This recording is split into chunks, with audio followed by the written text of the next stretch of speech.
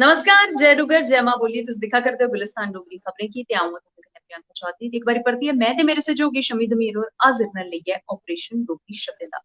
Operation Dogri शब्दें दी जेकर गल्ल करचो ते जिस चाल्ली कन्नै कल असें किश शब्दें दा विवरण कीता हा, गल्लबात कीती ते परैंत अज्ज भी इक बड़ा छोटा जेहा बड़ा लौह्का जेहा शब्द लेइयै अऊं शमी दमीर हुंदे समक्ष हाजिर आं ते दर्शकें थमां भी एह् गुजारिश करगी कि जे तुसें गी भी इस शब्दा दा अर्थ पता चली चुके दा है, क्योंकि अजें मैं शब्द बोले दा नहीं है, लेकिन जिसलै मैं बोलगी ते मैक्सिमम ऑडियंस गी दा शब्द दा जेह्ड़ा अर्थ है ओह् पता होग। ओह् कमेंट करियै जरूर दस्सो ते बाकी दा जेह्ड़ा ऑपरेशन है ओह् शम्मी उप्पर अस जेह्ड़ा है ओह् छड्डी देने, क्योंकि शम्मी जी जेह्ड़े न ओह् किस चाल्ली कन्नै एह्दा ऑपरेशन करन ओह् ते इ'यै जानदे न, क्योंकि इ'नें क्हानी भी दस्सनी है, किस्सा भी दस्सना है ते इ'नें किश होर शब्द बी एह्दे कन्नै जोड़ी देने। चलो शम्मी जी गल्ल करचो जेकर अज्जा दे शब्द दी ते शब्द है पित्त। ते हून पित्त बोलने दे परैंत मिगी लग्गा दा इन्ना लौह्का शब्द है कि मैक्सिमम लोग समझी चुके दे होने कि पित्त उसी गलांदे न, किस चाल्ली कन्नै गलांदे न ते कुत्थै कुत्थै एह्दा इस्तेमाल अज्ज भी कीता जंदा है। ते चलो अग्गे दी कारवाई जेह्ड़ी ओह् शम्मी दमीर हुंदे कोल है ते ओह् ही एह्दा ऑपरेशन करदे करदे सानू कोई क्हानी किस्सा कोई ना कोई किश ना किश एह्दे बारे जरूर सनान जी। सब तो पहले प्रियंका जी तुसें की और रोज की तरह साढ़े कन्नै जुड़ने वाले तुंदा वेलकम है कि तुस हमेशा साढ़े कन्नै जुड़े रौंह्दे हो। तुस गै ओ जेह्ड़े असें कि ज्यादा क्या गलांदे ना कि ज्यादा शा ज्यादा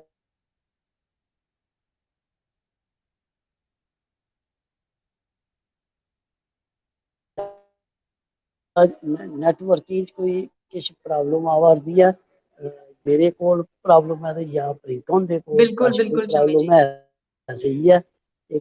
घड़ी घड़ी अस इक दूए शा इ'यां अज्ज दा वैसे जेह्ड़ा टॉपिक होना चाहिदा छप्पन छुप्पी ते हाँ।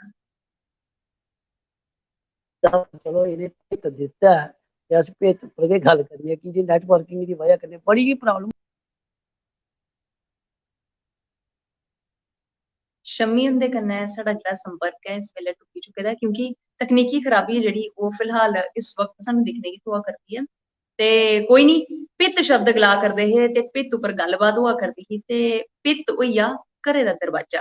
अक्सर लोक एह्दा इस्तेमाल हून भी पिंडें ग्राएं च करदे न।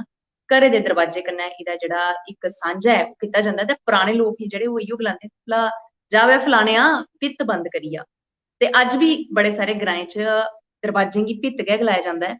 अक्सर इक फर्क होंदा हा भित्त ते दरवाजें च जेकर गल्ल करचो ते जेह्ड़ी घरा दी जेह्ड़ी ड्योढ़ी होंदी ही ते उसी ते ड्योढ़ी गलांदे हे, लेकिन गल्ल करचो जे करियै लौह्के दरवाजे दी जेह्ड़े कमरे दे दरवाजे होंदे उ'नेंगी भित्त गलाया जंदा। ते इस्सै कड़ी कन्नै जुड़दे जुड़दे एह् जेह्ड़ी गल्ल ऐ एह् ग्राएं थमां शुरू होई ते अज्ज अक्सर मैं पिंडें ग्राएं थमां निकलियै जेल्लै बाह्र जाओ लोकें कन्नै गल्लबात करो ते अक्सर ऐसा मसूस होंदा है कि ग्राएं दे लोकें दे कन्नै कन्नै शैह्रें दे लोकें गी बी एह्दा जेह्ड़ा पता ऐ ओह् पूर्ण तरीके कन्नै ऐ। ते शम्मी हुंदे कन्नै इक बारी परतियै कोश्ट करगे अस मलाटी करने दी। ते फिलहाल इंदा जेह्ड़ा संपर्क है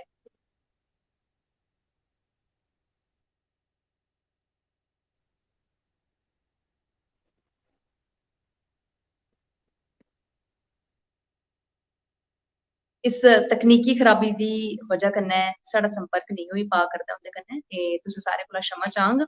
ते असें गल्लबात करदे करदे भित्त थमां पित्त उप्पर भी पुज्जी जंदे जेह्ड़े इस्सै मौसमा च बड़े सारे स्याने गी बी निकलदे न ते ञ्याणे गी बी निकलदे न। शुरुआत ञ्याणे कोला गै होंदी ऐ कि जेह्ड़े देसी अंब ऐ ओह् मते निं चूपेओ ते ओह्दे बाद जे चूपी ले दे न ते कच्ची लस्सी पी लैओ नेईं ते पित्त होई जाने।